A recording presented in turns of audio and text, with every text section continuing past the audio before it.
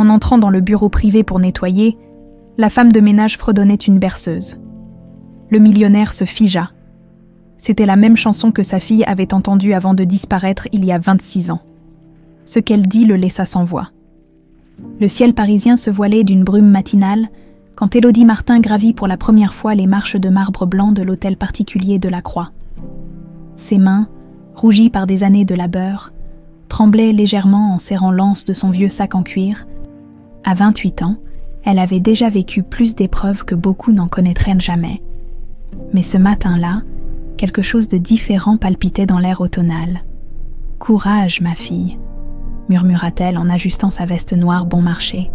Le poste de femme de ménage dans cette demeure cossue du 16e arrondissement représentait bien plus qu'un simple emploi. C'était sa bouée de sauvetage pour continuer à soigner Madeleine. Sa mère adoptive qui se mourait lentement dans leur petit appartement de Belleville, l'imposante porte d'entrée s'ouvrit sur un hall somptueux où des lustres en cristal captaient les premiers rayons du soleil. Élodie n'avait jamais mis les pieds dans un endroit si luxueux. Les murs tapissés de soie bordeaux, les tableaux de maître dans leur cadre doré, le parquet marqué qui craquait sous ses pas, tout ici respirait la richesse et le raffinement. « Vous devez être mademoiselle Martin », dit une voix sèche derrière elle. Élodie se retourna pour découvrir un homme d'une 50aine d'années, aux cheveux grisonnants soigneusement peignés et aux yeux perçants. Son costume 3 pièces impeccable et sa prestance naturelle trahissaient son importance dans la hiérarchie de la maison. « Je suis Jacques Morel, l'administrateur de Monsieur Delacroix. C'est moi qui gère le personnel et les affaires courantes de la propriété. » Il la détailla de la tête aux pieds, avec une froideur calculée, comme s'il jaugeait une marchandise. « Suivez-moi, je vais vous expliquer vos tâches. » Pendant 1 heure, Jacques la guida à travers les dédales de la demeure, le salon principal avec ses canapés de velours émeraude, la bibliothèque aux milliers de volumes reliés cuir, la salle à manger où trônait une table pouvant accueillir 20 convives. Chaque pièce racontait une histoire de privilège et de puissance. « Monsieur Delacroix est un homme très occupé », expliqua Jacques en montant le grand escalier de marbre. « Il voyage beaucoup pour ses affaires. Vous ne le croiserez probablement jamais. Ce qui est préférable pour tout le monde, il n'aime pas être dérangé. » Arrivé au premier étage, il s'arrêta devant une porte en acajou massif ornée de bronze doré. « Voici le bureau privé de monsieur. Vous le nettoierez tous les matins entre 9 et 10 heures. Quand il prend son petit déjeuner, 1 fois par semaine seulement, c'est son sanctuaire personnel. » Élodie hocha la tête, intimidée par tant de solennité autour d'une simple pièce. Les jours suivants s'écoulèrent dans une routine apaisante. Élodie découvrait les secrets domestiques de la grande bourgeoisie, l'argenterie qui devait briller comme un miroir, les tapis persans qu'il fallait aspirer dans le sens du poil, les objets d'art qu'on ne déplaçait qu'avec des gants blancs. Elle apprenait vite et travaillait avec une conscience professionnelle qui força le respect des autres employés.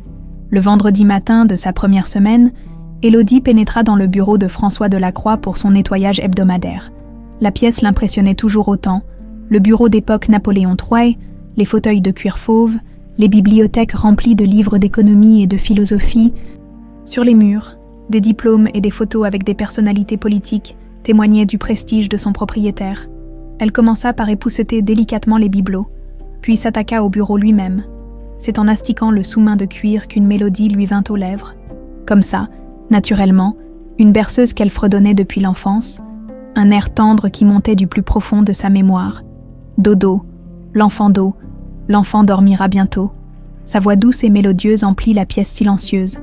Elle continua à nettoyer tout en chantonnant, perdue dans ses pensées, se remémorant les nuits où Madeleine la berçait, avec cette même chanson, quand les cauchemars la réveillaient. Dodo, l'enfant d'eau, l'enfant dormira bientôt. Elle ne remarqua pas que la porte s'était ouverte silencieusement. François Delacroix se tenait sur le seuil, pétrifié. L'homme de 58 ans, habitué à diriger un empire financier d'une main de fer, sentit ses jambes se dérober sous lui, son visage, toujours maîtrisé lors des négociations les plus tendues, se décomposa instantanément. Cette chanson, mon Dieu, cette chanson. Les souvenirs l'assaillirent comme un raz-de-marée. Sa petite Isabelle, 3 ans, ses boucles blondes et ses yeux verts pétillants de malice, chaque soir avant qu'elle s'endorme. Il s'asseyait au bord de son petit lit et lui chantait cette berceuse d'une voix grave et rassurante. Dodo, l'enfant d'eau, l'enfant dormira bientôt. Puis ce matin maudit de novembre 1999. Le lit vide, les fenêtres ouvertes, les traces de lutte dans la chambre rose. Et plus jamais cette mélodie dans leur maison, où sa voix se brisa. Il dut s'appuyer contre le chambranle pour ne pas tomber. Où avez-vous appris cette chanson? Élodie sursauta violemment, renversant le flacon de produit d'entretien qui se répandit sur le tapis perçant. Le visage de son employeur était livide. Ses mains tremblaient de manière incontrôlable. Et ses yeux gris acier qu'elle avait aperçus de loin dans les couloirs, brillaient de larmes retenues. « Monsieur, Pardon, je ne savais pas que vous étiez là. Je vais nettoyer immédiatement, La chanson, l'interrompit-il d'une voix rauque. Où avez-vous appris cette chanson? Troublée par l'intensité de sa réaction, Élodie balbutia. Je l'ai toujours connue, monsieur. Ma mère me l'a chantée quand j'étais petite. Elle vient de mes souvenirs d'enfance. François fit un pas vers elle, le regard fiévreux. Vos souvenirs? Quels souvenirs exactement? La jeune femme recula instinctivement, effrayée par cette soudaine proximité et par l'émotion brute qui émanait de cet homme d'ordinaire si distant. Je ne sais pas très bien. Des images floues, un grand lit avec une couverture rose, un cheval à bascule blanc, et une voix d'homme qui chantait pour moi avant que je m'endorme. Les mots frappèrent François, comme autant de coups de poignard. Le lit rose, le cheval à bascule, sa propre voix. « Comment vous appelez-vous » murmura-t-il. « Élodie Martin, monsieur. » « Votre âge ? 28 ans ?» François ferma les yeux. Sa fille aurait exactement 28 ans aujourd'hui. 25 années de recherches infructueuses, de faux espoirs et de nuits blanches. 25 années à se reprocher de n'avoir pas su la protéger. « Monsieur Delacroix, vous allez bien ?» s'inquiéta Élodie. Il rouvrit les yeux et l'observa intensément. Les traits fins, les cheveux châtains aux reflets dorés, cette fossette au menton, et surtout, ses yeux verts émeraude qu'il reconnaîtrait entre mille. « Il faut que je réfléchisse », balbutia-t-il en sortant précipitamment du bureau. Élodie resta seule, abasourdie par cette rencontre surréaliste. Elle ramassa mécaniquement le flacon renversé, mais ses gestes étaient devenus mécaniques. L'émotion de cet homme l'avait bouleversée au plus profond d'elle-même. Pourquoi cette simple berceuse l'avait-elle mis dans un tel état? Et pourquoi, en croisant son regard, avait-elle ressenti cette étrange impression de déjà-vu, comme si elle retrouvait quelqu'un qu'elle avait connu dans une autre vie? Dans les couloirs de marbre résonnaient encore les échos de Dodo, l'enfant d'eau, porteur d'une vérité que ni François ni Élodie n'osaient encore envisager. Le week-end passa comme un brouillard pour François Delacroix. Enfermé dans sa bibliothèque privée, il tournait en rond tel un fauve en cage, incapable de chasser de son esprit le visage d'Élodie et cette mélodie qui avait réveillé 25 ans de douleur enfouie. Sur son bureau s'étalaient des dizaines de photos jaunies. Isabelle à 2 ans dans sa robe à smock rose. Isabelle soufflant ses 3 bougies quelques semaines avant sa disparition. Isabelle endormie dans ses bras. « C'est impossible », se répétait-il en arpentant la pièce. « Je deviens fou, cette fille ne peut pas être. » Mais les coïncidences s'accumulaient. L'âge, les yeux verts, cette chanson qu'il était le seul à connaître dans cette version précise. Et surtout ces fragments de souvenirs qu'elle avait évoqués. Le lit rose, le cheval à bascule, tous ces détails de la chambre d'Isabelle qu'aucun journal n'avait jamais mentionnés. Le lundi matin, François convoqua Jacques Morel dans son bureau.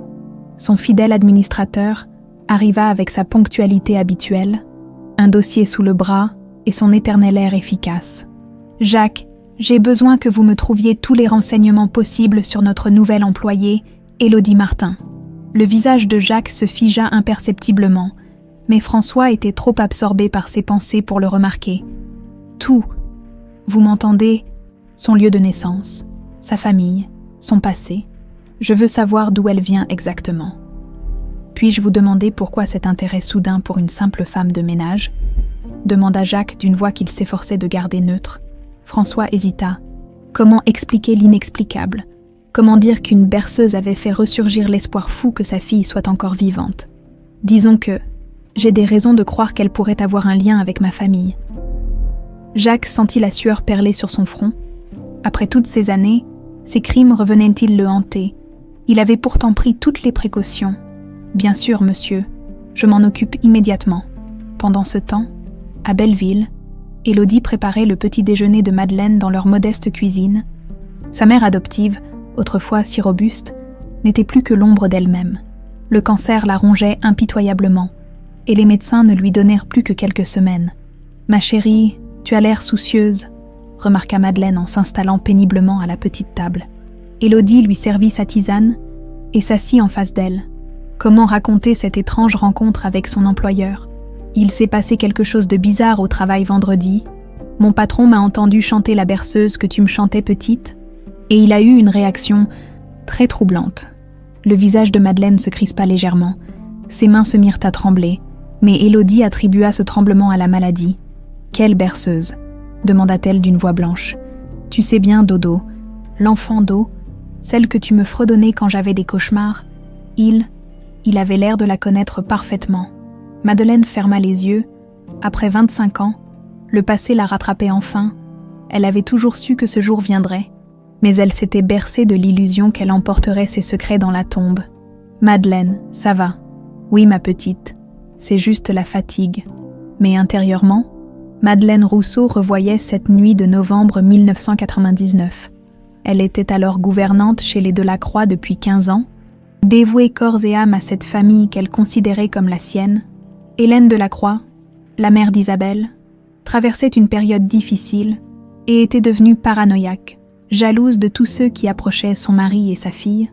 Un soir, après une dispute particulièrement violente où Hélène l'avait accusée de vouloir lui voler sa place, Madeleine avait été licenciée sur le champ, sans préavis ni indemnité, 15 années de loyauté balayées d'un revers de main, ses économies envolées, sa réputation salie par des accusations mensongères, la rage et l'humiliation l'avaient consumée.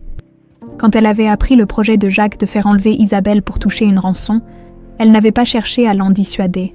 Au contraire, elle y avait vu une justice poétique. Les Delacroix allaient enfin payer pour leur arrogance. Mais tout avait mal tourné.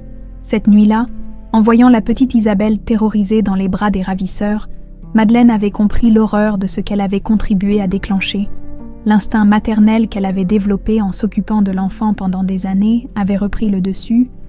Elle avait suivi discrètement la voiture des kidnappeurs jusqu'à leur planque dans une banlieue sordide. Profitant d'un moment d'inattention, elle avait récupéré Isabelle et s'était enfuie avec elle. Mais au lieu de la ramener chez ses parents comme elle aurait dû le faire, la colère et le désir de vengeance l'avaient poussée à garder l'enfant pour elle. « Ils m'ont volé ma vie, je leur vole leur fille », s'était-elle dit. Elle avait quitté Paris cette nuit même, changeant d'identité, teint les cheveux blonds d'Isabelle en châtain, et s'était installée à Marseille sous le nom de Madeleine Martin. Isabelle était devenue Élodie, sa fille adoptive, trouvée, dans un orphelinat. Au fil des années, son amour pour la petite fille était devenu sincère et profond. Élodie avait remplacé la famille qu'elle n'avait jamais eue, mais le poids du secret et de la culpabilité n'avait cessé de grandir, surtout quand elle pensait à François qui cherchait désespérément sa fille. « Maman, tu es sûre que ça va ?» insista Élodie. Madeleine rouvrit les yeux et contempla ce visage qu'elle chérissait plus que tout au monde. Comment avouer à cette jeune femme qui l'aimait comme sa propre mère qu'elle était en réalité une kidnappeuse ? Comment lui dire que son vrai père vivait à quelques kilomètres et la pleurait depuis 25 ans ? « Je vais bien, ma chérie. Raconte-moi plutôt ton travail, cette maison te plaît. » Élodie se lança dans une description enthousiaste de l'hôtel particulier. Mais Madeleine ne l'écoutait qu'à moitié. Son esprit était ailleurs, hanté par les fantômes du passé. Cette nuit-là, Élodie fit un rêve d'une intensité troublante. Elle se trouvait dans une grande chambre aux murs roses, éclairée par la lumière dorée du soleil couchant. Un magnifique cheval à bascule blanc trônait près de la fenêtre, et sur les étagères s'alignaient des dizaines de poupées aux robes colorées. Elle entendait des voix dans le couloir, des pas qui s'approchaient, puis une porte qui s'ouvrait. « Ma petite princesse, c'est l'heure de dormir. » Une voix grave et rassurante, la même qu'elle entendait parfois dans ses rêves depuis l'enfance. Des bras forts qui la soulevaient délicatement, l'odeur d'un parfum masculin épicé, et cette berceuse qui montait dans la pénombre. « Dodo, l'enfant d'eau, l'enfant dormira bientôt. » Élodie se réveilla en sursaut, le cœur battant à tout rompre. Ce rêve était différent des autres, plus précis, plus réel. Comme un souvenir qui remontait lentement à la surface, elle se leva et alla boire un verre d'eau dans la cuisine. par la fenêtre. Paris scintillait sous la lune. Quelque part dans cette ville se trouvaient peut-être les réponses aux questions qui la taraudaient depuis toujours. Pourquoi n'avait-elle aucun souvenir d'avant ses 4 ans? Pourquoi Madeleine devenait-elle évasive chaque fois qu'elle l'interrogeait sur ses origines? Et surtout, pourquoi la vue de François Delacroix lui avait-elle procuré cette étrange sensation de familiarité? Dans son bureau, François n'arrivait pas non plus à dormir. Il avait passé la soirée à examiner le dossier qu'avait constitué Jacques sur Élodie Martin, née officiellement à Marseille en 1996, adoptée par Madeleine Martin à l'âge de 4 ans après avoir été trouvée dans des circonstances floues, aucune trace de ses parents biologiques, aucun document d'avant son adoption, trop de zones d'ombre, trop de coïncidences. Son téléphone sonna. Jacques, bien sûr. J'ai creusé davantage, monsieur. Cette Madeleine Martin, je crois que vous devriez savoir qu'elle s'appelait autrefois Madeleine Rousseau. François se figea. Ce nom lui disait quelque chose. Votre ancienne gouvernante, monsieur, celle qui s'occupait d'Isabelle. Le téléphone glissa des mains de François et s'écrasa au sol. Madeleine Rousseau, la femme qu'Hélène avait licenciée quelques semaines avant l'enlèvement, la femme qui connaissait tous les détails de leur vie privée, tous les secrets de la maison. Dans l'obscurité de son bureau, François Delacroix comprit que sa fille était peut-être vivante et que la vérité sur sa disparition était bien plus complexe qu'il ne l'avait jamais imaginé. L'automne parisien touchait à sa fin quand Madeleine sentit que son corps la trahissait définitivement. Les douleurs, qu'elle parvenait encore à masquer quelques semaines plus tôt, devenaient insoutenables. Chaque respiration lui coûtait. Chaque geste simple se transformait en épreuve. Le médecin avait été formel. Quelques jours, une semaine tout au plus. Élodie l'avait installée dans le petit salon, entourée de coussins moelleux et d'une couverture en laine que sa fille avait tricoté l'hiver précédent. Depuis la fenêtre, elle pouvait observer les passants qui se hâtèrent dans la rue. Emmitouflés dans leurs manteaux, la vie continuait, indifférente à son agonie. « Ma chérie », murmura-t-elle, quand Élodie entra avec une tasse de thé fumant. « Il faut que nous parlions. » Élodie s'assit sur le petit tabouret près du canapé, remarquant la pâleur extrême de Madeleine et l'éclat fiévreux de ses yeux. « Tu devrais te reposer, le médecin a dit que... » « Le médecin ne sait pas tout, » l'interrompit Madeleine avec un sourire las. « Il y a des choses que je dois te dire avant qu'il ne soit trop tard. » Un frisson d'angoisse parcourut Élodie. Elle connaissait ce ton grave, cette solennité qui précédait les aveux importants. « Qu'est-ce qu'il y a, maman ?» Le mot « maman » transperça le cœur de Madeleine comme une lame. Combien de fois Élodie l'avait-elle appelée ainsi? Combien de mensonges se cachaient derrière ce simple mot d'amour? « Ce que je vais te révéler va changer ta vie à jamais, » commença-t-elle d'une voix tremblante, « et je ne sais pas si tu pourras me pardonner. » Madeleine ferma les yeux et replongea dans ses souvenirs les plus douloureux. Novembre 1999. La pluie battait les carreaux de l'hôtel particulier de la Croix quand Madeleine avait quitté la demeure pour la dernière fois. Humiliée et brisée par les accusations d'Hélène, 15 années de dévouement effacées en une soirée, quelques jours plus tard, Jacques Morel l'avait contactée. L'homme qu'elle croyait irréprochable lui avait exposé son plan avec un cynisme glaçant. Enlever Isabelle, demander une rançon, puis faire croire à sa mort pour que François cesse les recherches. Sa part du butin, 200 000 francs, de quoi recommencer sa vie ailleurs. La rage l'avait aveuglée. Ces gens qui l'avaient jeté comme un Kleenex usagé allaient enfin payer. Elle avait accepté d'aider Jacques en lui fournissant les détails sur les habitudes de la famille, les codes d'alarme, les moments où Isabelle serait seule. Mais quand elle avait vu la petite fille terrifiée dans les bras de ses ravisseurs, quand elle avait entendu ses pleurs déchirants appelant « Papa !»« Maman !» Quelque chose s'était brisé en elle. Cet enfant qu'elle avait aidé à grandir, à qui elle avait appris ses premiers mots, qui lui courait dans les bras chaque matin en criant « Nounou Madeleine !» ne méritait pas de payer pour les erreurs des adultes. Elle avait suivi discrètement la camionnette jusqu'à un entrepôt désaffecté de Pantin. Les kidnappeurs étaient allés boire un coup au café d'en face, laissant Isabelle seule, attachée dans une pièce sordide qui puait l'humidité et la peur. « N'aie pas peur, ma petite princesse », avait-elle murmuré en déliant les cordes. « Nounou Madeleine est là. » Isabelle s'était jetée dans ses bras en sanglotant. « Je veux rentrer à la maison. Je veux papa. » C'est à ce moment précis que Madeleine avait pris la décision qui allait changer leur vie à jamais. Au lieu de ramener l'enfant chez ses parents, Elle l'avait emmené avec elle. Tes parents ne t'aiment pas vraiment. Avait-elle menti? Sinon, ils m'auraient regardé pour te protéger. Maintenant, c'est moi qui vais m'occuper de toi pour toujours. Elles avaient pris le premier train pour Marseille. Dans les toilettes de la gare, Madeleine avait coupé les boucles blondes d'Isabelle et teint ses cheveux en châtain. Elle avait jeté le manteau rose à smock et habillé la petite fille avec des vêtements anonymes achetés dans une friperie. « Comment je m'appelle maintenant ?» avait demandé Isabelle. Encore sous le choc. « Élodie. Tu t'appelles Élodie Martin. Et je suis ta nouvelle maman. » Pendant des mois, Isabelle avait réclamé son papa, sa vraie maison, son cheval à bascule. Madeleine lui répétait inlassablement que tout cela n'était qu'un rêve, que sa vraie vie commençait maintenant, peu à peu, grâce à cette répétition constante et à l'affection sincère de Madeleine.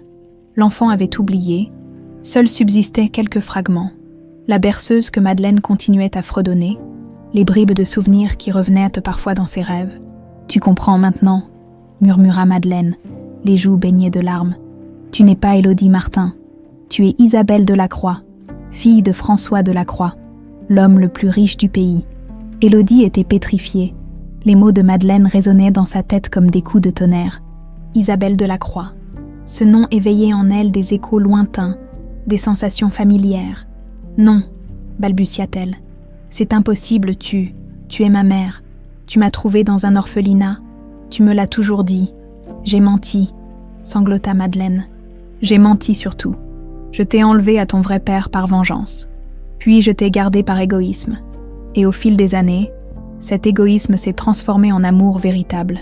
Tu es devenue la fille que je n'ai jamais eue, la raison de vivre que j'avais perdue. » Élodie se leva brusquement, chancelante. « Mon patron, François Delacroix, c'est ton père, ton vrai père, qui te cherche depuis 25 ans, qui n'a jamais cessé d'espérer te retrouver. » Les jambes d'Élodie se dérobèrent.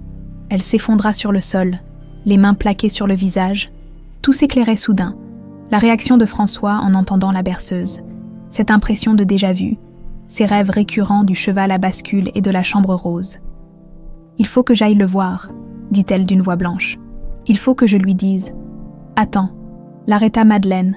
Elle fouilla péniblement dans le tiroir de la table basse et en sortit un petit écrin de velours rouge. « Prends ça, c'est la preuve que tu cherches. » Élodie ouvrit l'écrin d'une main tremblante.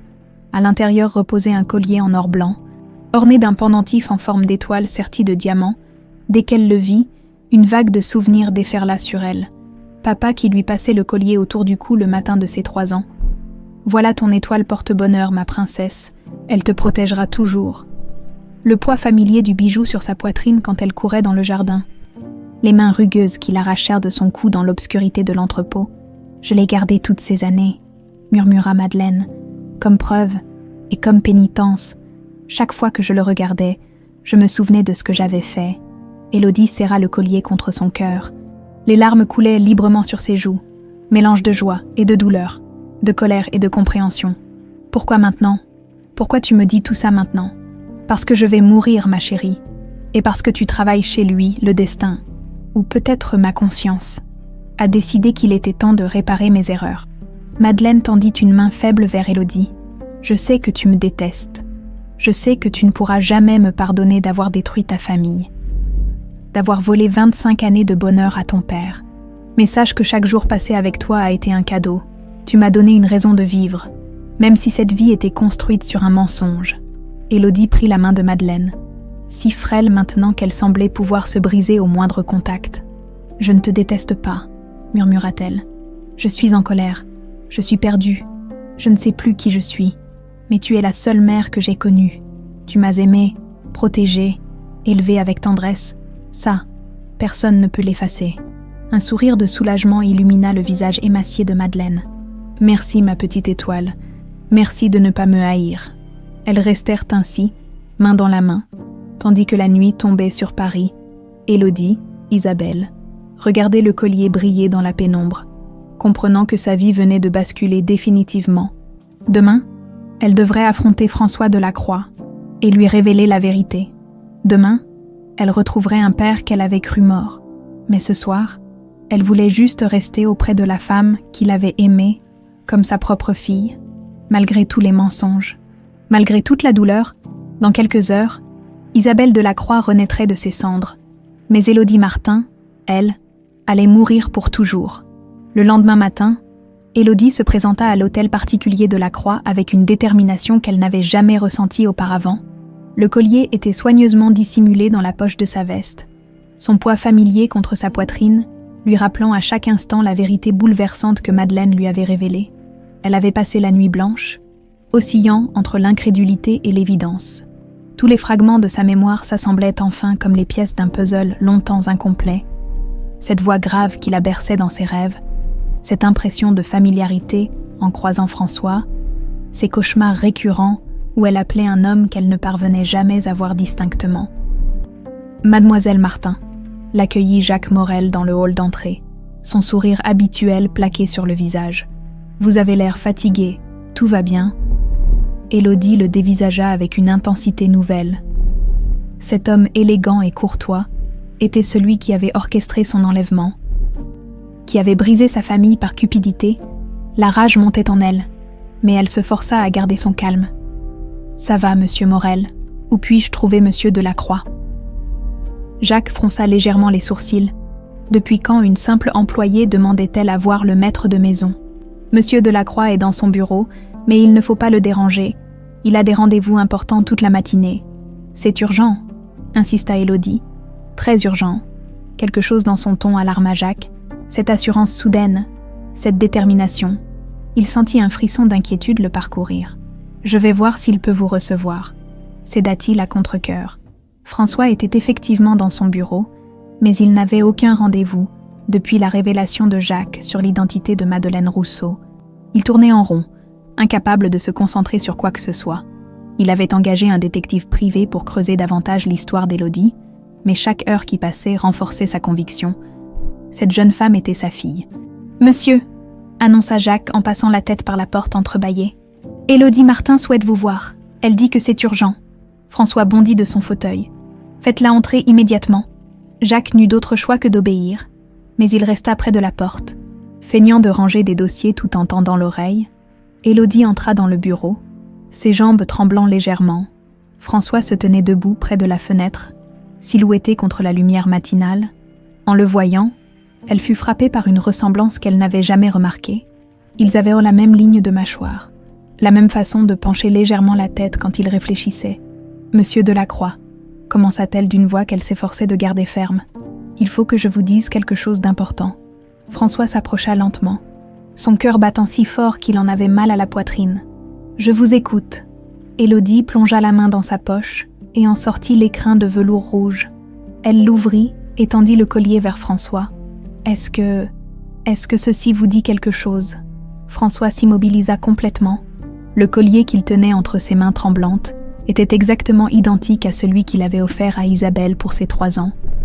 Le même or blanc, la même étoile sertie de diamants, la même finesse du travail d'orfèvre.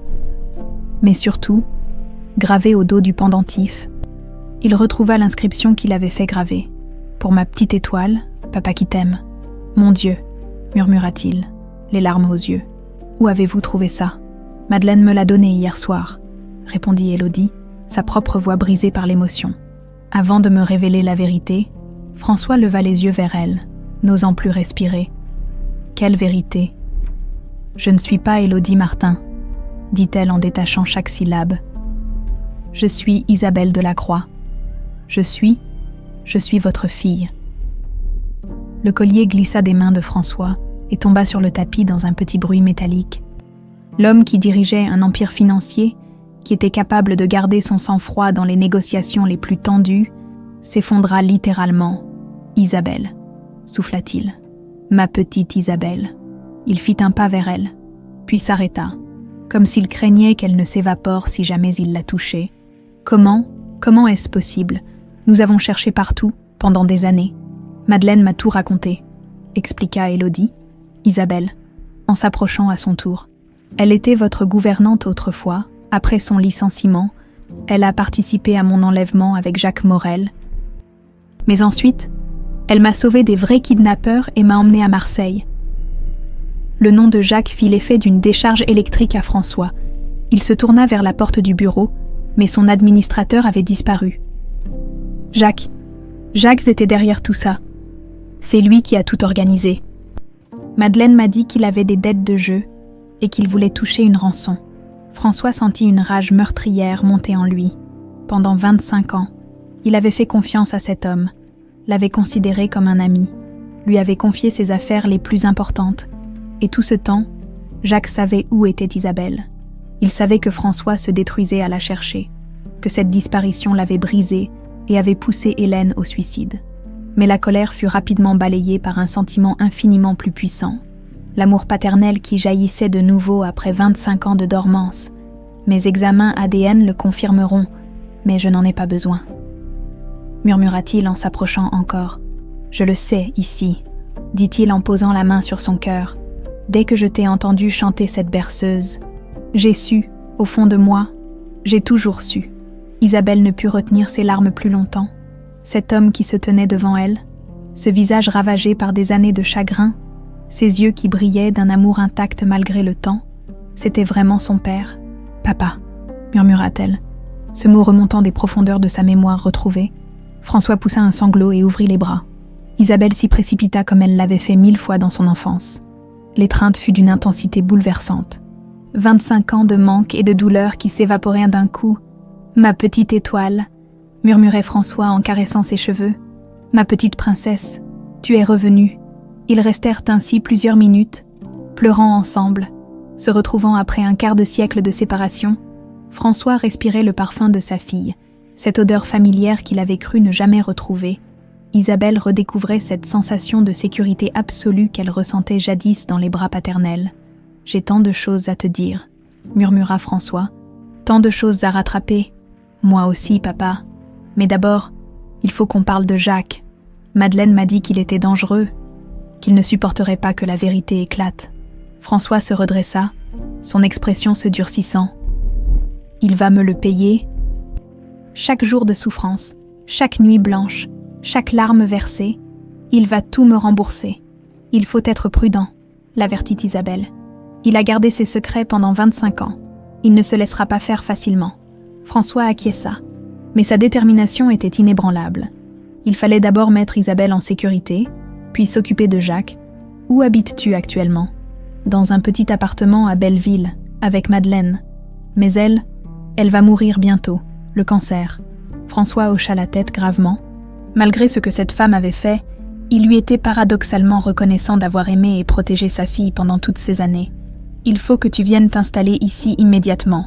Cette maison est la tienne, c'est ta véritable maison. » Isabelle regarda autour d'elle. Ce bureau somptueux, cette atmosphère de luxe et de pouvoir, tout cela lui semblait à la fois familier et étranger. « Je ne sais pas si je suis prête, » avoua-t-elle. « J'ai vécu 25 ans comme Élodie Martin. Je ne sais pas comment être Isabelle Delacroix. » François prit son visage entre ses mains avec une tendresse infinie. « Tu n'as pas besoin de changer qui tu es, ma chérie. Tu es parfaite comme tu es. Madeleine t'a élevée avec amour, et ça se voit. Tu es devenue une femme merveilleuse. » Un bruit de pas précipité dans le couloir les interrompit. Jacques fit irruption dans le bureau, le visage livide. « François, il faut que nous parlions immédiatement. C'est au sujet de... » Il s'arrêta net en voyant Élodie et François enlacés, le collier qui brillait sur le tapis. « Trop tard, Jacques, » dit François d'une voix glaciale. « Ma fille m'a tout raconté. » Jacques devint blanc comme un linge. Son monde venait de s'écrouler en quelques secondes. « François, vous ne comprenez pas ? Je peux tout expliquer. »« Sortez de ma maison, » siffla François. « Sortez avant que j'appelle la police. » Jacques recula vers la porte, mais son regard croisa celui d'Isabelle. Dans ses yeux, elle lut une menace claire. Cette histoire était loin d'être terminée. Jacques Morel quitta l'hôtel particulier de la Croix comme un homme traqué. Ses mains tremblaient si violemment qu'il eut du mal à démarrer sa Mercedes noire garée dans la cour d'honneur. 25 ans de mensonges, de manipulations et de faux semblants venaient de s'écrouler en quelques minutes. Dans son rétroviseur, il aperçut François et Isabelle sur le perron, enlacés comme s'ils ne voulaient plus jamais se séparer. Cette image le fit vomir de rage et de terreur. Toute sa vie soigneusement construite, sa position sociale, sa fortune amassée grâce au détournement, sa réputation irréprochable, tout allait disparaître. Il roula sans but dans Paris, l'esprit en ébullition, Combien de temps avant que François ne porte plainte? Combien de temps avant que la police ne vienne frapper à sa porte? Il fallait agir vite, très vite. Son téléphone sonna. « François, Jacques », dit la voix froide de son ancien patron. « Vous avez exactement 24 heures pour quitter la France. Après ça, je dépose plainte pour enlèvement, séquestration, détournement de fonds et tout ce que mes avocats pourront trouver d'autre. François, écoutez-moi. » « Non, c'est vous qui allez m'écouter, » coupa François d'un ton glacial. « Si vous tentez quoi que ce soit contre ma fille, si vous l'approchez, si vous essayez de la contacter, je vous traquerai jusqu'au bout du monde. Et quand je vous aurai trouvé, vous regretterez d'être né. » La communication se coupa. Jacques fixa l'écran éteint de son portable, comprenant que sa dernière chance de négociation venait de s'envoler. Pendant ce temps, dans le bureau de François, père et fille essayaient de reconstituer le puzzle de leur vie brisée. « Raconte-moi », dit doucement François, installé face à Isabelle dans les fauteuils de cuir près de la cheminée. « Raconte-moi ces 25 années. Comment était ta vie? Est-ce que tu étais heureuse ?» Isabelle soupira. Par où commencer? Comment résumer un quart de siècle en quelques mots? « Madeleine m'a aimée comme sa propre fille. » commença-t-elle. « On n'avait pas beaucoup d'argent. On déménageait souvent. Mais elle faisait tout pour que je ne manque de rien.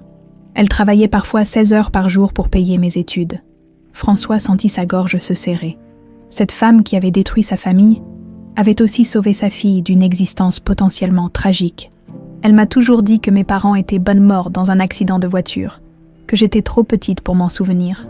Pendant longtemps, j'ai cru que mes rêves récurrents, le cheval à bascule, la chambre rose, la voix qui chantait, n'étaient que des fantasmes d'enfant.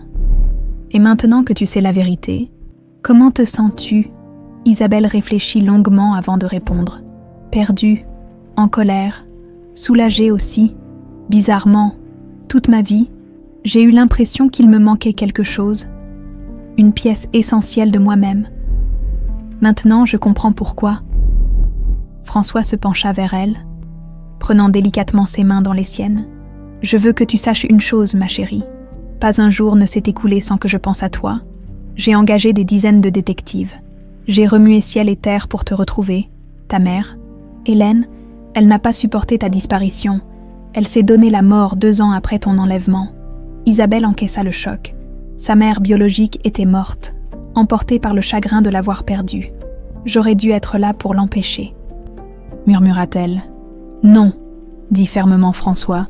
« Tu n'étais qu'une enfant. La seule responsabilité, c'est la mienne. J'aurais dû te protéger. J'aurais dû me méfier de Jacques. » Le nom de son ancien administrateur raviva la colère de François. « Cet homme m'a regardé pleurer ta disparition pendant des années. Il a assisté aux funérailles de ta mère en feignant la compassion. Il m'a aidé à organiser les recherches, tout en sachant parfaitement où tu étais. Comment ai-je pu être aussi aveugle? Il était votre ami, papa. Vous lui faisiez confiance. C'est normal. » Ce mot, « papa », prononcé si naturellement, bouleversa François à chaque fois. Sa fille était revenue, et avec elle, une raison de vivre qu'il avait cru a jamais disparu. « Il faut qu'on parle de ton avenir maintenant, » dit-il en se reprenant. « Tu es l'héritière de l'Empire de la Croix. Légalement, officiellement, il va falloir rétablir ton identité véritable. Et mes études, mon travail, ma vie d'avant. Tu pourras faire tout ce que tu veux, ma chérie. Tu as un diplôme d'infirmière, c'est ça? Tu pourras continuer à exercer si c'est ton souhait. Ou bien reprendre des études, voyager, créer une association. Tu as 28 ans et toute la vie devant toi. » Isabelle se leva et se dirigea vers la fenêtre qui donnait sur le jardin à la française de l'hôtel particulier. Tout paraissait si irréel. Hier encore, elle était une femme de ménage qui se battait pour payer les soins de sa mère adoptive. Aujourd'hui, elle découvrait qu'elle était l'héritière d'une des plus grandes fortunes de France. Et Madeleine, je ne peux pas l'abandonner maintenant qu'elle va mourir. Bien sûr que non. Acquiesça François. Nous allons nous occuper d'elle ensemble. Les meilleurs médecins, les meilleurs soins palliatifs. Elle a beau avoir fait ce qu'elle a fait, elle t'a aimé et protégé. C'est ce qui compte maintenant. Un coup frappé à la porte interrompit leur conversation. Le majordome apparut, l'air inquiet. « Monsieur, il y a un problème. Monsieur Morel vient d'appeler. Il dit qu'il souhaite vous proposer un arrangement. » François et Isabelle échangèrent un regard tendu. « Qu'est-ce qu'il a dit exactement ? » « Il demande à vous rencontrer ce soir à 20h. Au restaurant Le Grand Véfour, il prétend avoir des informations importantes sur le passé de mademoiselle. François serra les poings. L'arrogance de Jacques n'avait donc pas de limite. Dites-lui que c'est d'accord, dit-il finalement. Papa, non, protesta Isabelle. C'est trop dangereux. Cet homme est désespéré, il est capable de tout. Justement, il vaut mieux l'affronter dans un lieu public plutôt que de le laisser mijoter dans son coin. Et puis, j'ai envie d'entendre ce qu'il a à me proposer. Le soir venu, François se rendit seul au rendez-vous. Malgré les protestations d'Isabelle, le Grand Véfour, avec ses décors dorés et ses lustres étincelants, était le cadre idéal pour une confrontation entre deux hommes qui s'étaient côtoyés pendant 3 décennies. Jacques était déjà installé à une table discrète, au fond du restaurant. Il avait l'air d'avoir vieilli de 10 ans en une journée. Ses cheveux grisonnants étaient en désordre, son costume habituellement impeccable était froissé, et ses yeux injectés de sang trahissaient une nuit blanche. « François, dit-il en se levant à son approche, merci d'être venu. J'espère que vous avez quelque chose d'intéressant à me dire, Jacques, parce que dans 12 heures, vous étiez censé avoir quitté le pays. » Jacques fit signe au serveur d'apporter une bouteille de Bordeaux millésimée. Comme au beau jour de leur amitié, « Asseyez-vous, s'il vous plaît, ce que j'ai à vous proposer va vous intéresser. » François s'installa face à lui, le regard dur. « Je vous écoute. Votre fille est revenue. C'est merveilleux, » commença Jacques, avec un sourire qui ne parvenait pas à masquer sa nervosité. « Mais réfléchissez bien, François. Si cette histoire éclate au grand jour, quel sera l'impact sur votre réputation, sur celle d'Isabelle? Où voulez-vous en venir? Les médias vont se régaler, l'héritière de la Croix retrouvée après 25 ans, le mystère de l'enlèvement enfin élucidé, votre fille va devenir une curiosité publique, un phénomène de foire. Plus jamais elle ne pourra avoir une vie normale. » François sentit la moutarde lui monter au nez, mais Jacques continua. « En revanche, si vous acceptez ma proposition, tout peut rester discret. Je disparais définitivement. Vous retrouvez votre fille, et personne n'en saura jamais rien. Votre proposition ?» Jacques sortit une enveloppe de sa veste et la posa sur la table. 50 millions d'euros, virés sur un compte offshore. En échange, je m'évapore dans la nature et votre secret reste entre nous. François regarda l'enveloppe comme s'il s'agissait d'un serpent venimeux.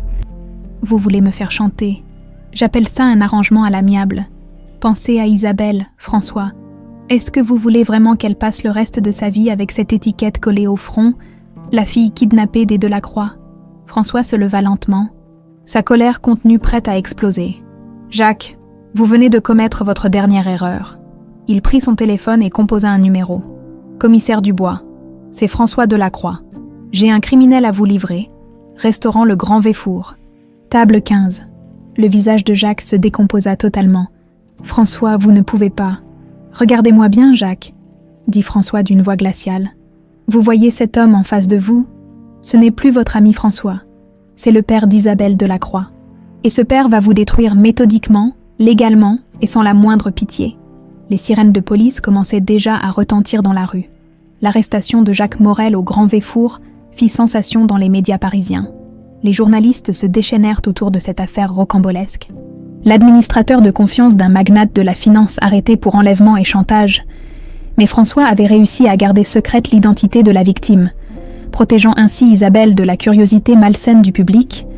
Cependant, Jacques ne s'avoua pas vaincu. Depuis sa cellule de garde à vue, il fit appel à ses dernières ressources, un réseau d'anciennes relations peu recommandables qu'il avait cultivées au fil des années pour ses affaires douteuses. « Maître Servin, » dit-il à son avocat lors de leur premier entretien, « il faut que vous contactiez quelqu'un pour moi. » L'avocat, un homme sec aux lunettes dorées, fronça les sourcils. « Monsieur Morel, je vous déconseille fortement de... » « Écoutez-moi bien, » l'interrompit Jacques, son vernis de respectabilité ayant complètement disparu. « Cette petite garce et son père vont me détruire, mais j'ai encore des cartes à jouer. » Il griffonna un numéro sur un bout de papier. « Appelez Victor Kozlov. Dites-lui que Jacques a besoin de ses services. Il comprendra. » L'avocat pâlit en reconnaissant le nom. Victor Kozlov était un homme d'affaires russe aux méthodes expéditives, connu dans certains cercles pour résoudre les problèmes de ses clients de manière définitive. « Monsieur Morel, vous ne pouvez pas.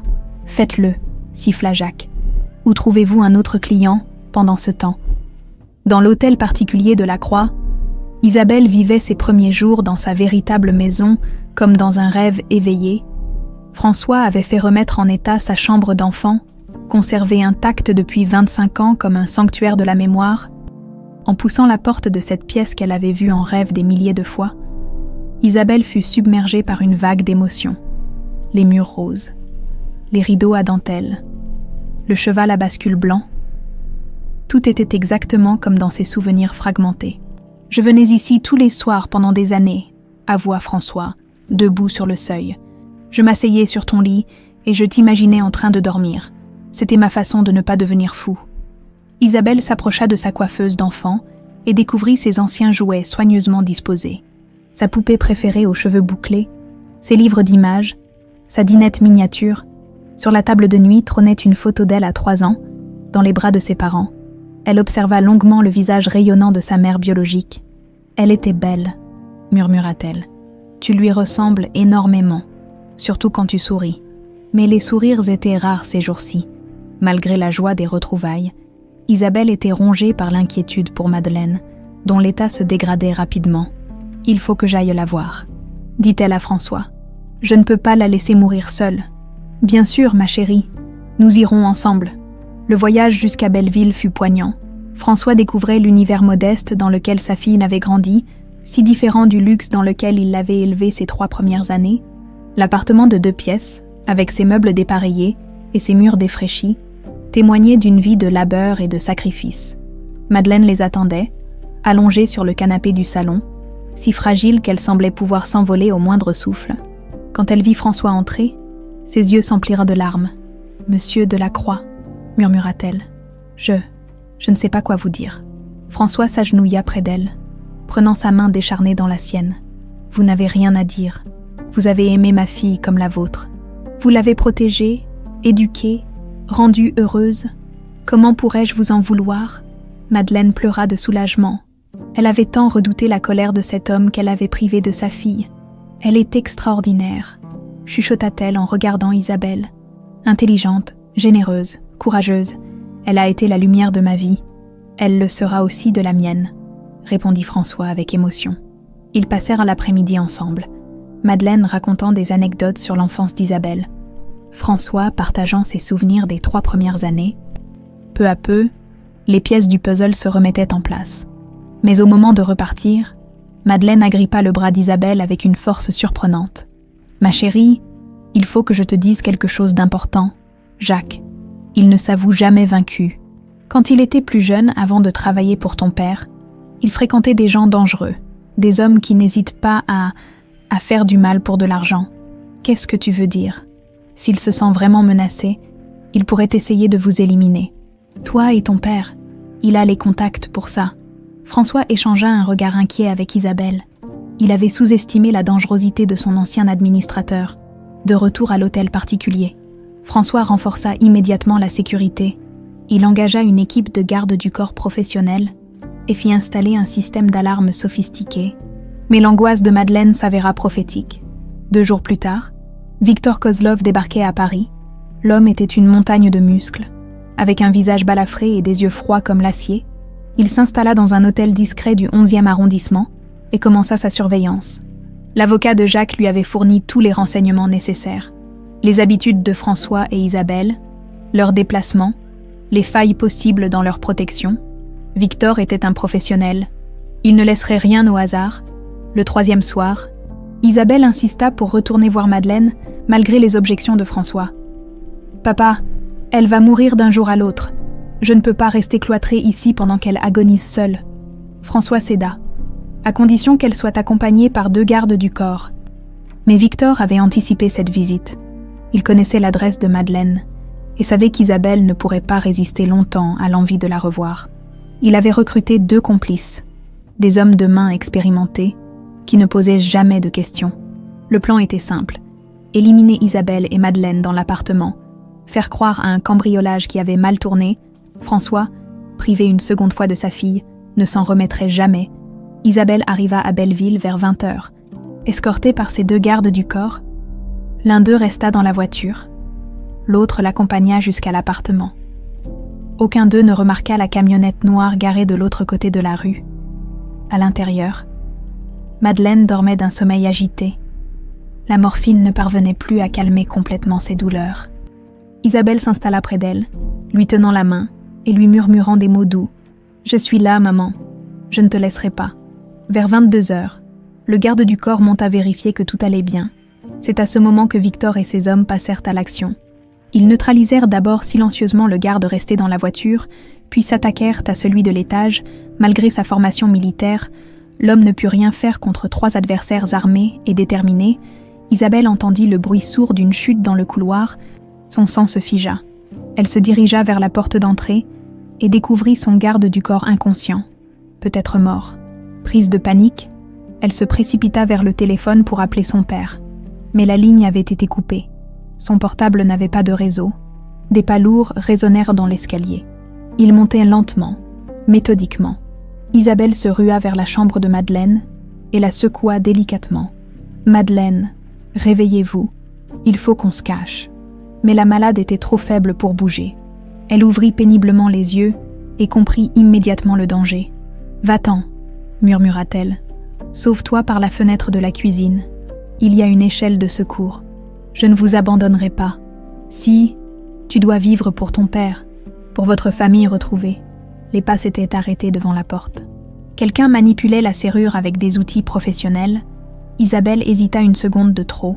La porte s'ouvrit brutalement et 3 hommes en noir firent irruption dans l'appartement, armes au poing. « Bonsoir, Isabelle Delacroix », dit Victor avec un accent russe prononcé. « Il est temps de régler de vieux comptes. » Dans son lit, Madeleine rassembla ses dernières forces et appuya discrètement sur le bouton d'alarme médicale qu'Isabelle avait fait installer quelques jours plus tôt. C'était leur seul espoir de survie.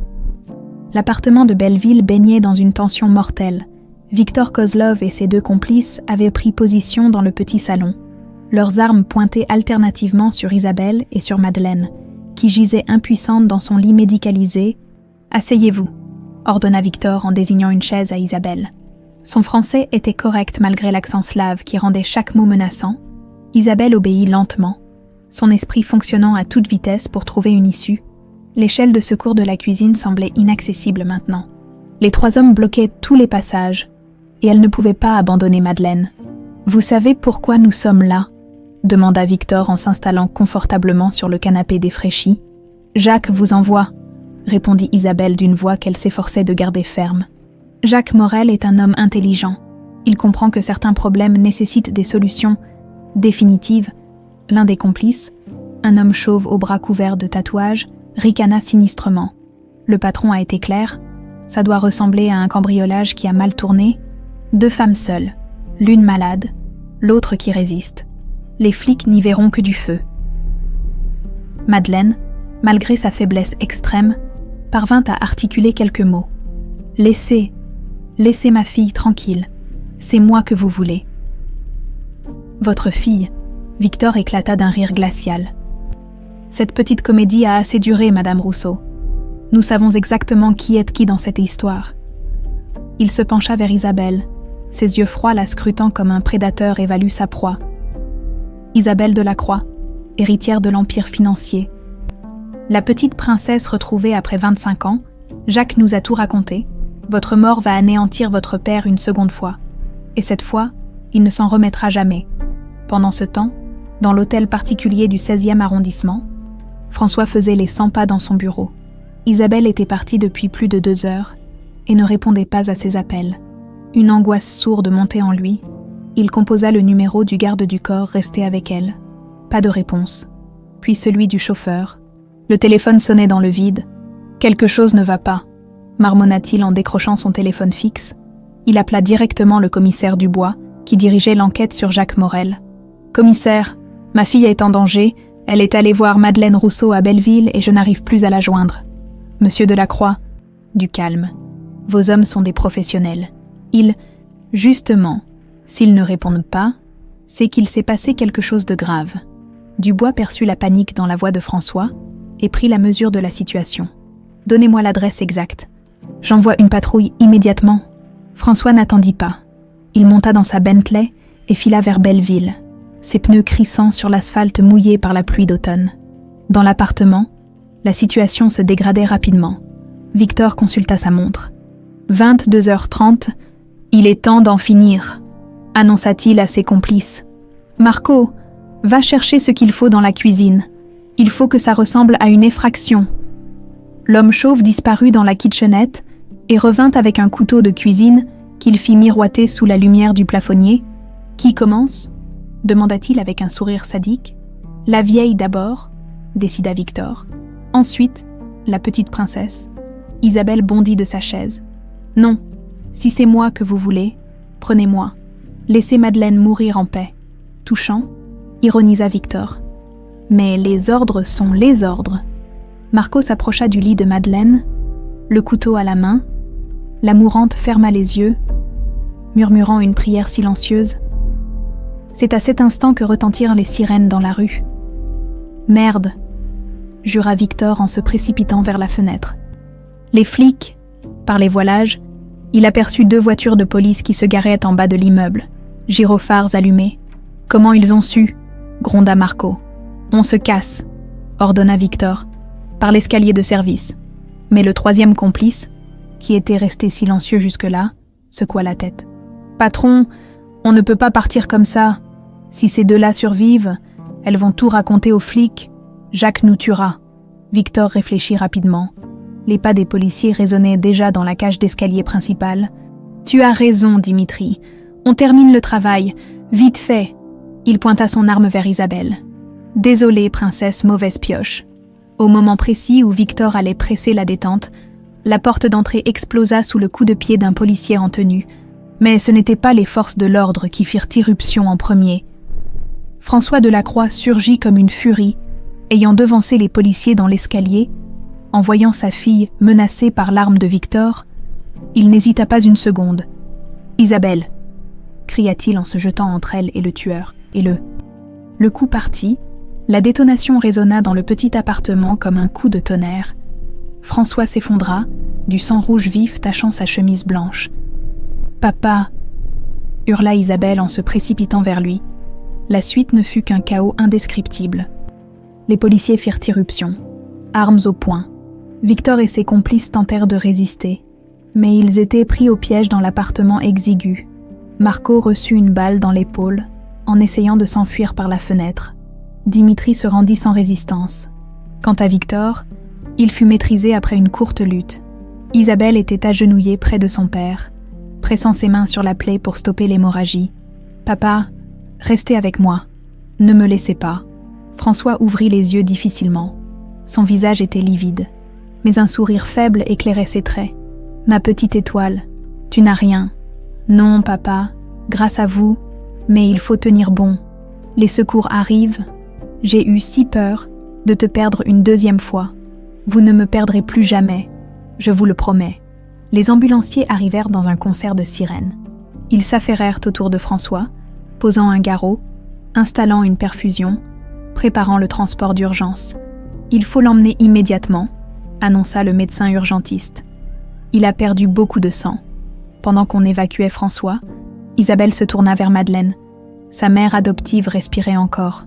Mais à peine. « Je suis désolée », murmura-t-elle en prenant sa main. « À cause de moi, vous avez failli... » « Non », souffla Madeleine avec ses dernières forces. « C'est grâce à toi que j'ai vécu les plus belles années de ma vie. Et maintenant, tu as retrouvé ton vrai père. » Ses yeux se fermèrent doucement. Un sourire de paix illumina son visage émacié. « Prenez soin de lui, » murmura-t-elle, « et laisse-le prendre soin de toi. » Dans l'ambulance qui filait vers l'hôpital, Isabelle tenait la main de François.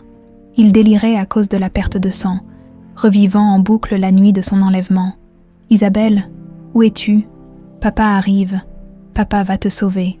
Je suis là, papa, » répétait-elle en larmes. « Votre petite étoile est là. » Le médecin urgentiste surveillait les constantes avec inquiétude. « Il faut faire vite. La balle a touché une artère. S'il ne passe pas sur le billard dans les 10 minutes. » Isabelle ferma les yeux et pria tous les saints du ciel, après avoir retrouvé son père. Elle ne pouvait pas le perdre maintenant. Pas comme ça. Pas à cause d'elle. Les néons de l'hôpital Tenon apparurent enfin dans la nuit parisienne. Une équipe chirurgicale attendait aux urgences, alertée par radio. Homme de 58 ans, plaie par balle au thorax, tension en chute, annonça l'ambulancier. On poussa François vers le bloc opératoire au pas de course. Isabelle voulut le suivre, mais une infirmière l'arrêta. « Vous ne pouvez pas entrer, mademoiselle, il faut attendre. » Seule dans le couloir aseptisé, Isabelle contempla ses mains tachées du sang de son père. En l'espace de quelques jours, sa vie avait basculé dans tous les sens. Elle avait retrouvé sa véritable identité, découvert l'amour paternel. Et maintenant, elle risquait de perdre l'homme qui venait de sauver sa vie au péril de la sienne. Au-dessus de la porte du bloc opératoire, un voyant rouge clignotait silencieusement. À l'intérieur, les chirurgiens se battaient pour sauver François Delacroix. Et dans cette bataille, chaque seconde comptait. L'hôpital Tenon baignait dans cette atmosphère particulière des nuits d'urgence. Mélange d'angoisse et d'espoir.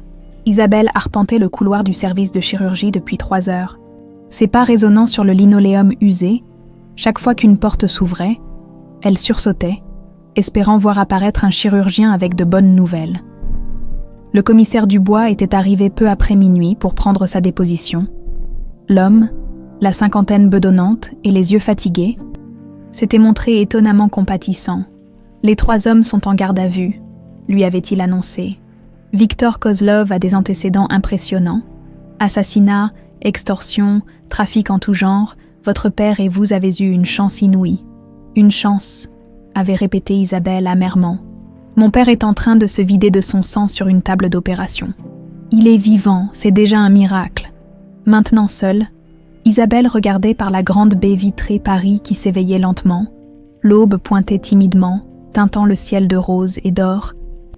Quelque part dans cette ville, Madeleine reposait dans sa chambre d'hôpital, sous assistance respiratoire. Les médecins ne lui donnaient plus que quelques heures. Mademoiselle Delacroix, Isabelle se retourna. Une infirmière en blouse blanche la regardait avec bienveillance. « Oui, le professeur Marchand souhaite vous voir. Il dirige l'équipe qui opère votre père. » Le cœur d'Isabelle bondit dans sa poitrine. Elle suivit l'infirmière jusqu'à un petit bureau adjacent au bloc opératoire. Le professeur Marchand, un homme de 60 ans aux cheveux argentés, était encore en tenue chirurgicale. Son expression grave ne présageait rien de bon. « Asseyez-vous, mademoiselle », dit-il en ôtant ses gants ensanglantés. Isabelle obéit, les mains tremblantes. « Comment va-t-il ? Votre père a subi un traumatisme très sévère. La balle a perforé le poumon gauche et sectionné l'artère sous-clavière. Nous avons réussi à stopper l'hémorragie et à réparer les dégâts, mais il marqua une pause qui sembla durer une éternité. Mais, souffla Isabelle, il a perdu énormément de sang. Son cœur s'est arrêté 2 fois pendant l'intervention. Nous l'avons ramené, mais son état reste critique. Les prochaines 48 heures seront déterminantes. » Isabelle sentit le monde vaciller autour d'elle. « Est-ce qu'il va mourir ? Je ne peux pas vous donner de pronostic ferme. Votre père a une constitution robuste et il semble avoir une solide raison de se battre, » dit le chirurgien en la regardant avec compassion. « Maintenant, tout dépend de lui. Je peux le voir.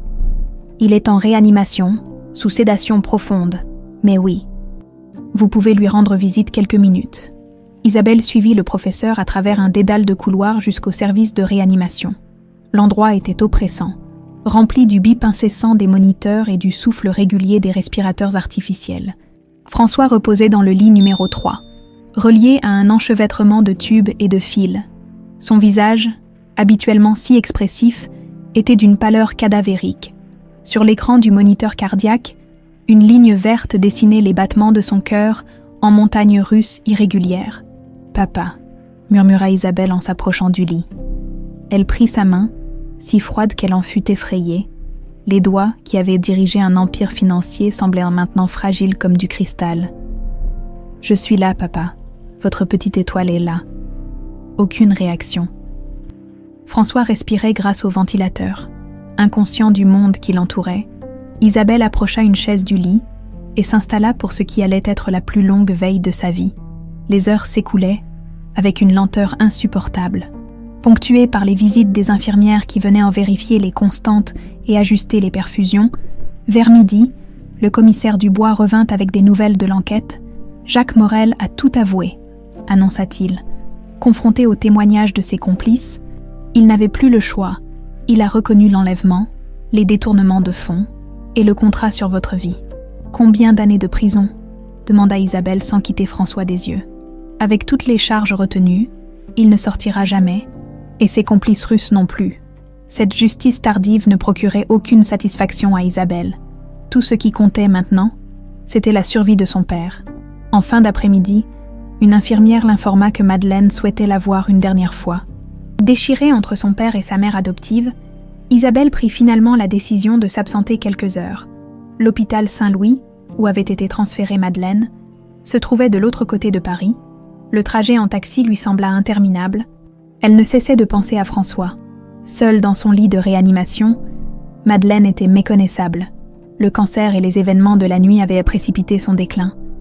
Elle respirait avec difficulté, chaque souffle semblant lui coûter un effort immense. « Ma petite étoile », murmura-t-elle en voyant Isabelle entrer. « Comment va ton père ? Il se bat, les médecins ne savent pas s'il va s'en sortir. »« Il va s'en sortir », dit Madeleine avec une conviction surprenante. « Il ne peut pas te perdre une deuxième fois. » L'amour paternel est plus fort que tout. Elles parlèrent longuement, évoquant les souvenirs heureux de ses 25 années. Madeleine raconta l'enfance d'Isabelle à Marseille, ses premiers pas, ses premiers mots, sa générosité naturelle envers les plus démunis. « Tu as toujours eu ce besoin d'aider les autres », se souvint Madeleine. « Petite, tu donnais tes jouets aux enfants des rues, adolescente. Tu voulais devenir infirmière pour soigner les gens. Cette bonté, elle vient de ton cœur, pas de ton éducation.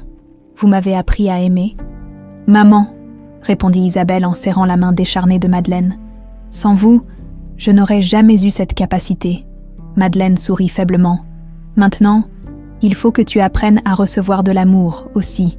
Ton père a 25 ans de tendresse à rattraper. Laisse-le t'aimer comme il n'a jamais pu le faire. » Le soleil se couchait quand Madeleine ferma les yeux pour la dernière fois. Elle s'éteignit paisiblement, un sourire serein sur les lèvres, la main d'Isabelle dans la sienne. « Merci pour tout. »« Maman » murmura Isabelle à travers ses larmes. « Reposez-vous maintenant. » Le retour à Tenon fut un nouveau calvaire. Isabelle s'attendait au pire. Mais quand elle arriva en réanimation, elle découvrit François exactement dans le même état. Ni mieux, ni plus mal, stable. Selon les médecins, la nuit tomba à nouveau sur Paris. Isabelle reprit sa veille, épuisée par les émotions et le manque de sommeil. Vers 2h du matin, elle s'assoupit sur sa chaise, la tête posée sur le bord du lit. C'est dans ce demi-sommeil qu'elle commença à fredonner. Instinctivement, la berceuse qui les avait réunis, « Dodo, l'enfant dormira bientôt ». Sa voix douce s'élevait dans le silence de la réanimation, berçant les malades et apportant une paix étrange dans ce lieu de souffrance. « Dodo, l'enfant dormira bientôt ». C'est alors qu'elle sentit quelque chose bouger sous sa main, un léger frémissement, presque imperceptible. Elle ouvrit les yeux et regarda François. Ses paupières tressaillaient légèrement. « Papa » murmura-t-elle. Nouveau frémissement. Cette fois, elle en était sûre. Elle sonna l'infirmière qui accourut immédiatement. « Il bouge !» dit Isabelle avec excitation. « Ses paupières bougent !» L'infirmière vérifia les moniteurs et sourit. « Ses constantes s'améliorent. Le docteur va venir l'examiner. » Le médecin de garde confirma. François était en train de remonter à la surface, lentement, mais sûrement. « Continuez à lui parler », conseilla-t-il à Isabelle. « Et pourquoi pas cette chanson ? Elle semble avoir un effet positif sur lui. » Isabelle reprit sa mélodie, les larmes de joie coulant sur ses joues. « Dodo, l'enfant dormira bientôt. » Sur l'écran du moniteur, le rythme cardiaque de François se stabilisait progressivement, quelque part dans son inconscience. Il entendait la voix de sa fille et remontait vers la lumière. L'aube se levait à nouveau sur Paris, quand François ouvrit enfin les yeux. « Isabelle » murmura-t-il d'une voix rauque. « Je suis là, papa, je suis là. » Il avait survécu, contre toute attente. L'amour paternel avait triomphé de la mort. 3 semaines s'étaient écoulées depuis la nuit dramatique de Belleville. François avait quitté l'hôpital la veille, encore fragile mais définitivement tiré d'affaire, dans l'hôtel particulier du 16e arrondissement.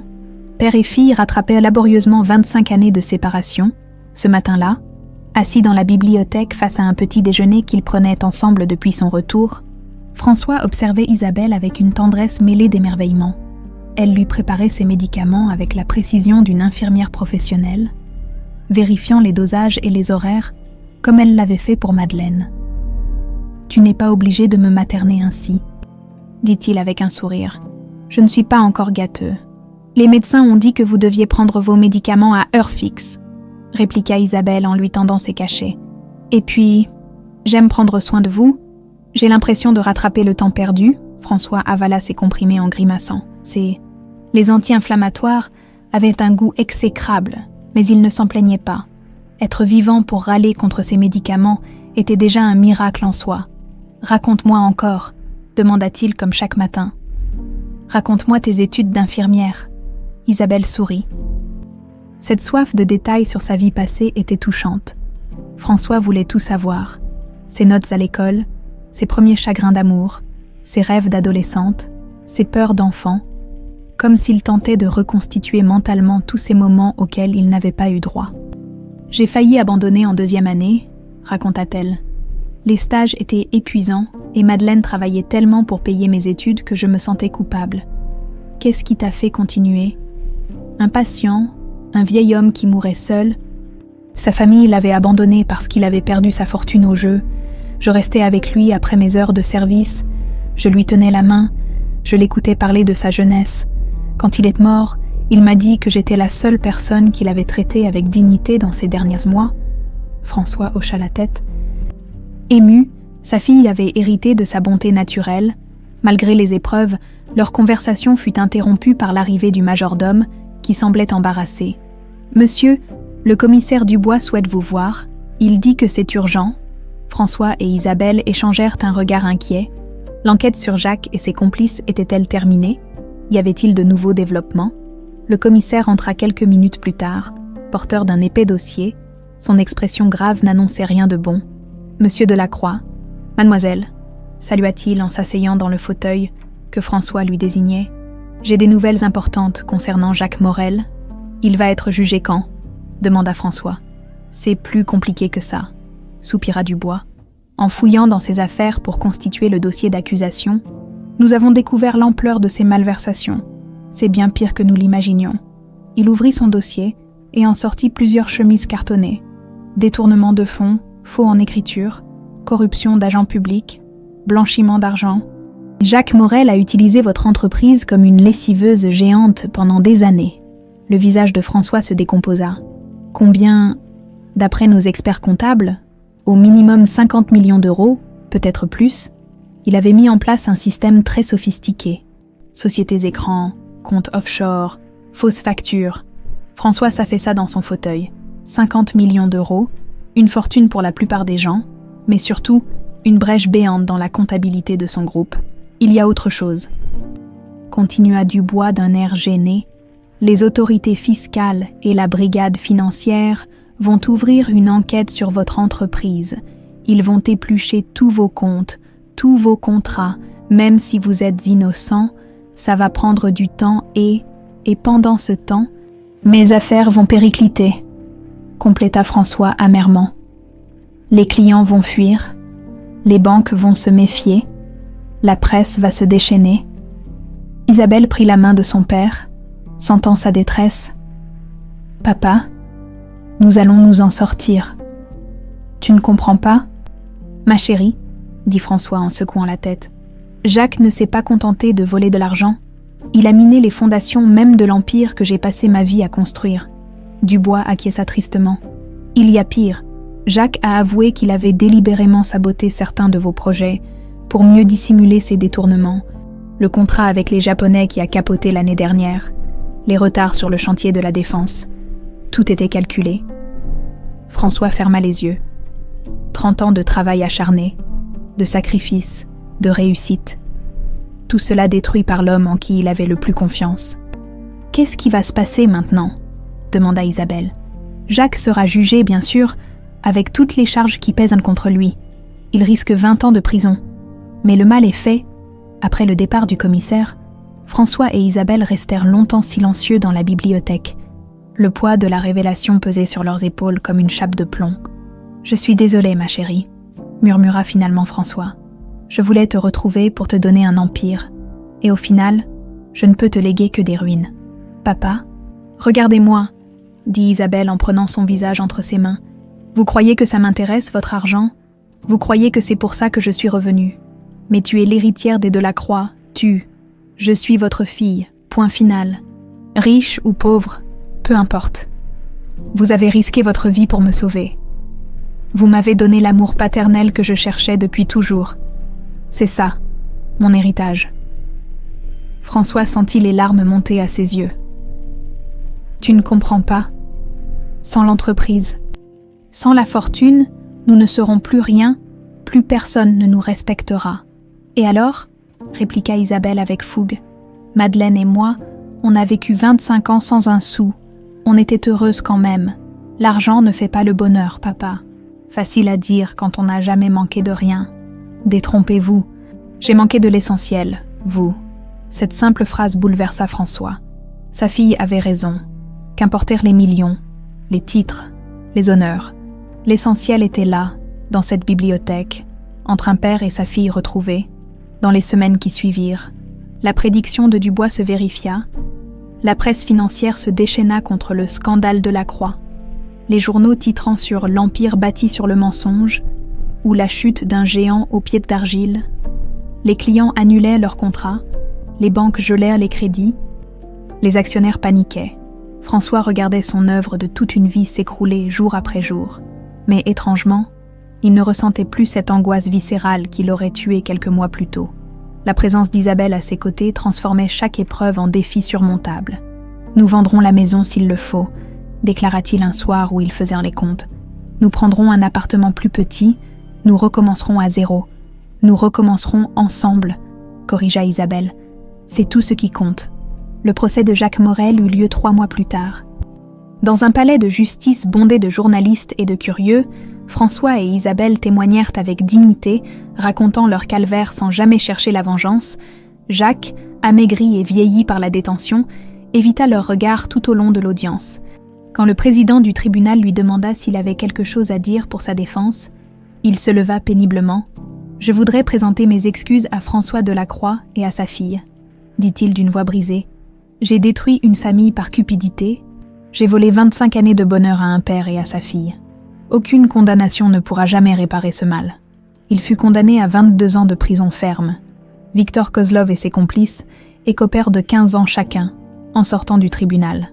François et Isabelle furent assaillis par les journalistes. « Monsieur Delacroix, allez-vous reconstruire votre empire ?» François regarda sa fille et sourit. « Mon empire, c'est ma famille. Et celui-là, personne ne pourra jamais me le voler. » 6 mois après le procès de Jacques Morel, Paris s'éveillait sous un soleil printanier particulièrement radieux. Dans un petit appartement de Montmartre, bien loin du luxe de l'hôtel particulier du 16e arrondissement, Isabelle préparait le café matinal, tandis que François lisait le journal sur la petite table de la cuisine. Ils avaient finalement vendu la grande demeure familiale pour rembourser une partie des dettes laissées par les malversations de Jacques. Ce 2 pièces sous les toits, avec sa vue imprenable sur Sacré-Cœur, était devenu leur nouveau foyer, modeste, certes, mais empli d'une chaleur que l'ancien palais n'avait jamais connue. « Les actions de la Croix remontent encore », annonça François en pliant son quotidien financier. « Plus 3% cette semaine. C'est grâce à votre travail acharné, » répondit Isabelle en posant une tasse fumante devant lui. « Et à votre honnêteté retrouvée ?» François avait repris les rênes de ce qui restait de son empire, mais avec une philosophie radicalement différente. Plus de secrets, plus de zones d'ombre. Il avait ouvert tous ses livres de comptes, accepté tous les contrôles, licencié tous les collaborateurs douteux. Le groupe de la Croix était devenu un modèle de transparence dans le milieu des affaires. « Tu ne regrettes rien ?» demanda-t-il en buvant son café. « Cette vie simple, après avoir découvert que tu étais l'héritière d'une fortune. » Isabelle sourit en s'asseyant face à lui. À 29 ans, elle rayonnait d'un bonheur paisible, qu'aucun argent n'aurait pu acheter. « Regardez autour de vous, papa. Nous prenons le petit déjeuner ensemble tous les matins. Nous parlons de tout et de rien. Vous m'aidez avec mes cours du soir en gestion hospitalière. Je vous aide avec vos médicaments. C'est ça, la vraie richesse. » François hocha la tête, ému. Sa fille avait repris ses études pour devenir directrice d'hôpital, voulant améliorer les conditions de soins des plus démunis. Elle travaillait à mi-temps dans un centre de soins palliatifs de Belleville, pas loin de l'ancien appartement de Madeleine. « J'ai une surprise pour toi », dit-il en sortant une enveloppe de sa poche. Isabelle l'ouvrit avec curiosité et découvrit un acte notarié. Qu'est-ce que c'est ? Les documents officiels de changement d'identité ? Tu redeviens légalement Isabelle Delacroix. Fini le mensonge, fini les faux papiers. Tu existes enfin vraiment. Isabelle contempla le document, émue aux larmes. Après 29 ans d'existence sous une fausse identité, elle retrouvait enfin son vrai nom. « Merci, papa. Il y a autre chose », continua François. « J'ai créé une fondation en mémoire de Madeleine, la fondation Madeleine Rousseau pour l'aide aux femmes en difficulté. Tu en seras la présidente si tu acceptes. » Cette fois, Isabelle ne put retenir ses larmes. Madeleine aurait été si fière de voir son nom associé à une œuvre charitable. Elle le mérite, murmura-t-elle. Malgré tout ce qu'elle a fait, elle m'a aimée comme sa propre fille. C'est exactement ce que je me suis dit. Et puis, il faut tourner la page. Nous sommes en paix avec le passé maintenant. Leur conversation fut interrompue par la sonnerie du téléphone. François décrocha et son visage s'illumina progressivement. Oui, bien sûr. Aujourd'hui même. Parfait. Nous arrivons. Il raccrocha, tout sourire. C'était le notaire. Il a une dernière surprise pour nous. 1 heure plus tard, père et fille se retrouvaient dans l'étude poussiéreuse de Maître Fontaine, un vieil homme aux lunettes rondes qui avait été le notaire de la famille Delacroix pendant 40 ans. « Mes chers amis, » dit-il en ouvrant un coffre-fort ancien, « il y a quelque chose que François m'avait confié il y a 25 ans avec mission de ne le remettre que si Isabelle était retrouvée. » Il sortit un petit coffret de velours bleu et le posa délicatement sur son bureau. « Qu'est-ce que c'est » demanda Isabelle, intriguée. François sourit mystérieusement. « Ouvre-le. » À l'intérieur du coffret reposait une délicate montre en or, ornée de diamants et gravée au dos. « Pour ma princesse, le jour de ses 18 ans. Papa qui t'aime pour l'éternité. Je l'avais acheté pour tes 18 ans, » expliqua François, la voix cassée par l'émotion. « J'ai continué à célébrer tous tes anniversaires en secret, à t'acheter des cadeaux que je gardais dans l'espoir de te les offrir un jour. » Isabelle passa la montre à son poignet. Elle lui allait parfaitement, comme si elle avait été faite pour elle. « Elle est magnifique, papa. Il y en a d'autres. » continua le notaire en sortant successivement plusieurs paquets du coffre. Pour les 19 ans, les 20 ans, les 21 ans, 25 cadeaux d'anniversaire s'étalaient maintenant sur le bureau du notaire. Des bijoux, des livres, des objets personnalisés, chacun choisi avec l'amour infini d'un père qui n'avait jamais cessé d'espérer. Isabelle les découvrait un par un, bouleversée par tant de tendresse préservée. Pour ses 25 ans, François avait acheté une édition originale de Le Petit Prince. Avec cette dédicace, pour que tu n'oublies jamais que l'essentiel est invisible pour les yeux. « Comment avez-vous fait pour garder espoir si longtemps ?» demanda-t-elle. « L'amour paternel ne se résigne jamais ?» répondit François simplement. « Quelque part, je savais que tu étais vivante. Je le sentais ici, » dit-il en posant la main sur son cœur. Le soir venu, de retour dans leur petit appartement de Montmartre, père et fille s'installèrent sur le petit balcon qui donnait sur tout Paris. Les lumières de la ville scintillaient comme des étoiles terrestres, créant un spectacle féerique. « Tu sais ce qui me manque le plus de l'ancienne vie ?» demanda François. « Le luxe, les voyages, le pouvoir ? Non, le piano à queue du salon. J'aimerais tant pouvoir t'accompagner quand tu chantes. » Isabelle sourit malicieusement. « Fermez les yeux, papa. » Intrigué, François obéit. Il entendit Isabelle s'affairer dans l'appartement, puis revenir sur le balcon. « Rouvrez-les. » Elle se tenait devant lui avec un petit clavier électronique qu'elle venait de déballer. « Joyeux anniversaire en retard, papa, pour tous ceux que j'ai ratés. » François éclata de rire et applaudit comme un enfant.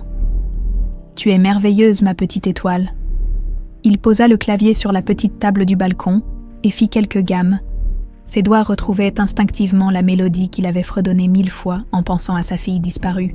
« Tu te souviens des paroles complètes ?» demanda-t-il. « Bien sûr. » François commença à jouer doucement, et Isabelle se mit à chanter de sa voix cristalline. « Dodo, l'enfant d'eau, l'enfant dormira bientôt. Dodo, l'enfant d'eau, l'enfant dormira bientôt. Une poule blanche est là dans la grange, qui va faire un petit coco pour l'enfant qui va dormir bientôt. » Leur mélodie s'éleva dans la nuit parisienne, portée par la brise printanière, aux fenêtres des immeubles voisins. Des visages curieux apparaissaient, touchés par cette berceuse si pure qui réchauffait les cœurs. Dodo, l'enfant d'eau, l'enfant dormira bientôt.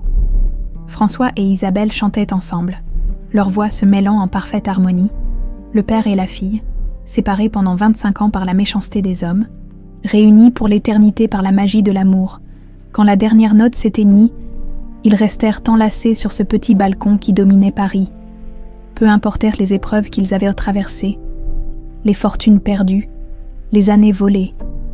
Ils étaient ensemble, et c'était tout ce qui comptait. « Je t'aime, papa », murmura Isabelle. « Je t'aime aussi, ma petite étoile, pour toujours. » Au-dessus d'eux, dans le ciel étoilé de Paris, une étoile filante traversa la voûte céleste, comme un clin d'œil bienveillant du destin. Quelque part dans cette lumière fugace, l'âme de Madeleine Rousseau souriait en paix. La berceuse qui les avait réunis continuerait de résonner dans leur cœur, transmise de génération en génération, témoignage éternel que l'amour véritable triomphe toujours. Même dans les plus sombres tempêtes de la vie,